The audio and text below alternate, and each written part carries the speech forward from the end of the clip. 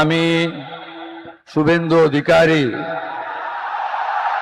ঈশ্বরের নামে শপথ করিতেছি যে বিধি দ্বারা স্থাপিত ভারতের সংবিধানের প্রতি আমি অকৃত্রিম নিষ্ঠা ও আনুগত্য পোষণ করিব।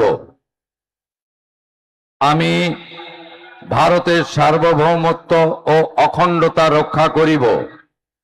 পশ্চিমবঙ্গ রাজ্যের মুখ্যমন্ত্রী রূপে আমার কর্তব্যসমূহ নিষ্ঠাপূর্বক এবং বিবেকসম্মতভাবে নির্বাহ করিব এবং ভয় বা পক্ষপাত, প্রীতি বা বিদ্বেষ রহিত হইয়া সকল শ্রেণীর জনগণের প্রতি সংবিধান ও বিধি অনুসারে ন্যায় আচরণ করিব।